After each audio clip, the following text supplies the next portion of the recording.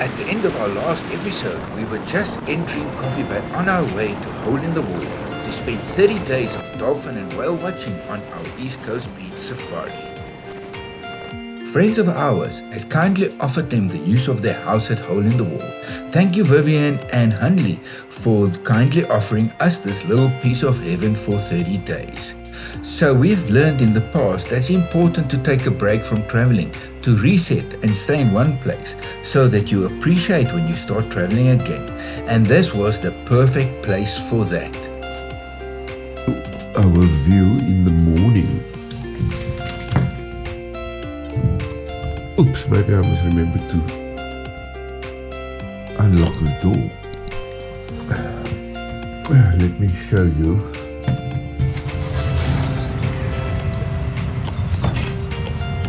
And this stoop of a view is where we spend most of our time while at Hole in the Wall.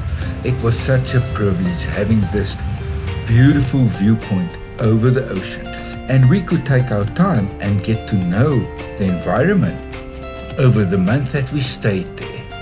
We've quickly learned that we had to get up early, grab a cup of coffee and head to the stoop to watch the sunrise, and then the daily entertainment would start.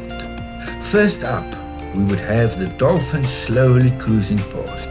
We got to know quite a few of the pods and started to recognize some of them by some of the coloring and their behavior. As the day progressed, they became more and more playful, starting to ride the waves and playing with each other. It was the best entertainment a man could have, reading a book while watching out for our dolphins. It took quite a lot of practice, but I eventually learned to find the pods with my drone, so we could start recognizing individuals in the pod by their scars or coloring, and there was a pod with an albino, so we could know which pods were coming past at what time of day. Here's an example of what I could record to share with you guys.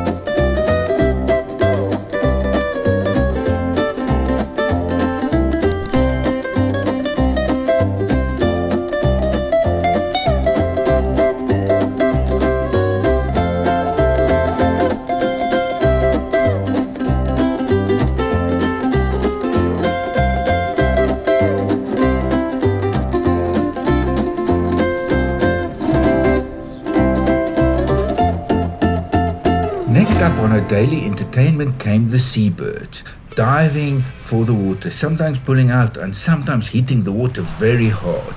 You could see whether they were successful depending on how long they stayed on the surface of the water.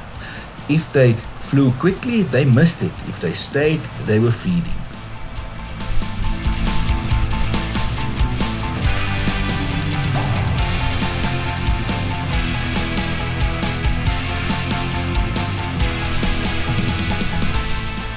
the attempt at fishing.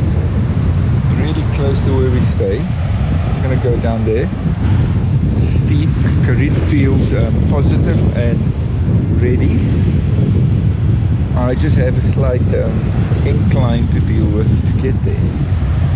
It was very windy and very wet by the water, so we couldn't record much of our fishing effort this time. But we did our best, and we did learn quite a bit from some other fishermen that we've met down by the rocks. That was another very fun but unsuccessful fishing day. So now we are hunting for pictures for whales and dolphins and having a snack. Are you enjoying the unsuccessful fishing? I wouldn't say it was so unsuccessful because we did learn how to tie the bait. I don't know the name, but how the bait. How to attach the sinker and the hook thingamajig. So technique, I think we've learned a lot. So it's just patience. Yes. We will be rewarded, and somebody told us how to barbecue crayfish. So we've been fishing for knowledge. And now we are fishing for whales, etc. Yeah, but it hasn't filled our tongues. Maybe our brains, but not the tongues. Next up on our daily entertainments were the whales. Some of them were quite far, but some came pretty close. I did my best to find them with the drone because I could find the dolphins pretty easily, but I could never find the whales with the drone. But they gave us a great show as they were moving south along the coast, slapping their tails, slapping their fins and breaching, which was spectacular entertainment for us. Some of them were moving on their own, but we even saw a few that looked like an adult and a smaller one. It was the best entertainment, trying to spot them first and trying to get the most stable shots for you guys so that we can share. So here follows a collage of some more of the best shots that we could get.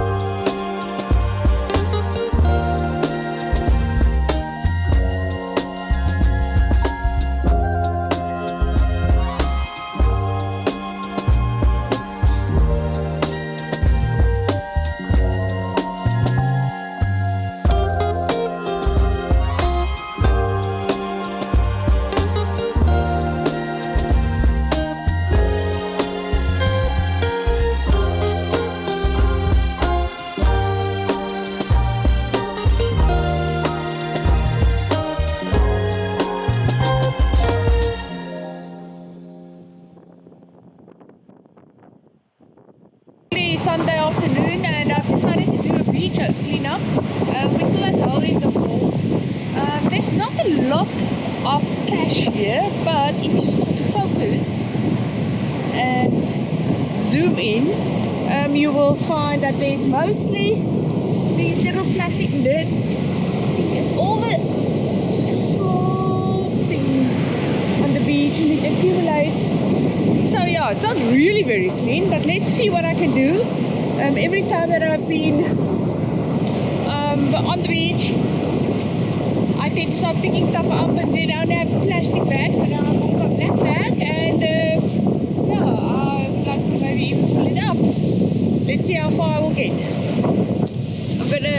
position you guys here. I'm gonna start over there by the white piece of trash, and then I'm gonna slowly work my way back home. We are staying over there. Okay.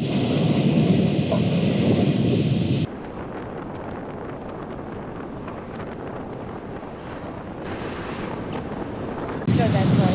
It's quite windy today. So there's not a lot of stuff here, only small pieces. So I will focus on that. Looks like sunlight liquid. I will like plasticky things. There you go.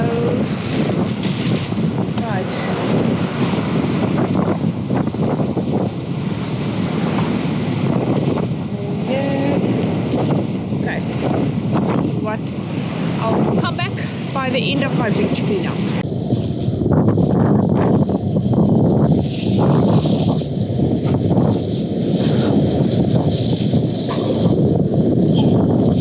So, really small pieces of plastic and crap.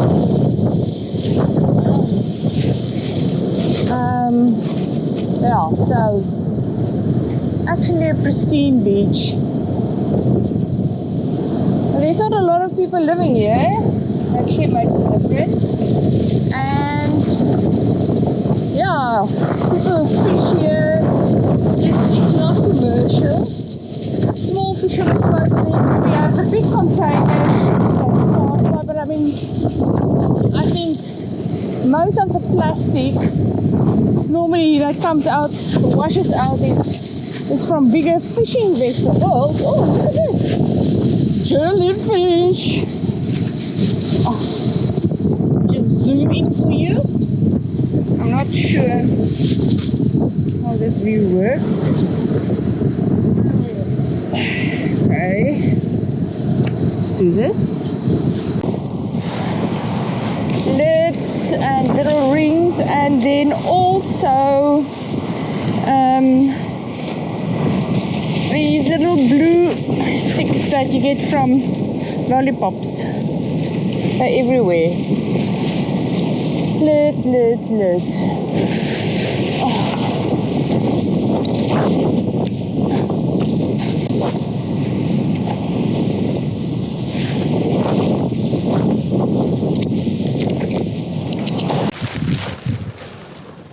Was it a tough day at the beach, honey? It was a rewarding day at the beach. Not only did I clean up the beach, I also got some wood. But this is I think 2 hours of work. A few big things and then a lot of lids. So. And the other day you spent how long? Not long, maybe half an hour. And that was a quarter bag. Yeah. So today I really went all for it, 100%.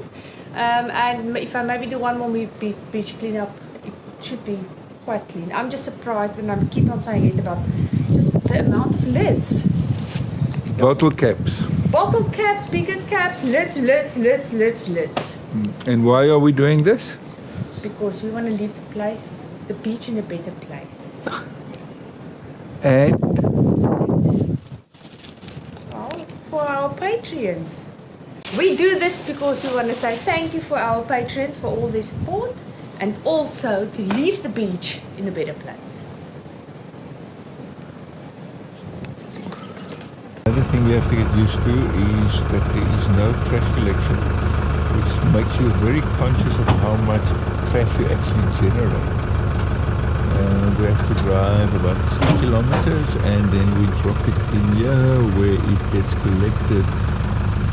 Well, it's been collected since we've been here last, so at least every few weeks.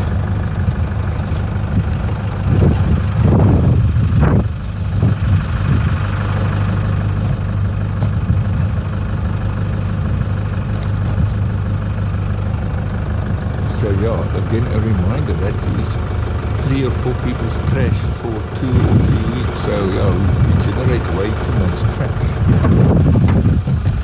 Thanks, honey. Lots of trash for 2 or 3 weeks, huh? But half of it was from the beach. Oh, that's right. I forgot. Half of it was from Karin's collection. Yeah. So now I don't feel that bad No. for generating so much trash. No. Yeah, okay, let's go and see if we're gonna swim today. Oh, Karin says the water's warm. It's my first river crossing to get to the beach today.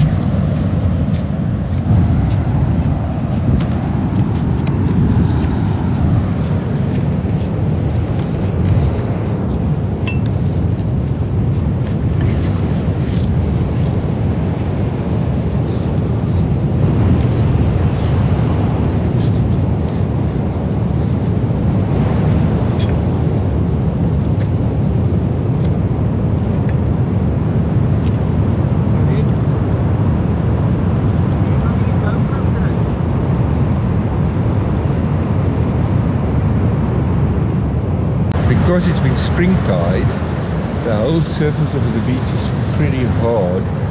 So this is now the easiest entrance I've had to the water. I just hope it's not too cold, because we've been real sissies with swimming.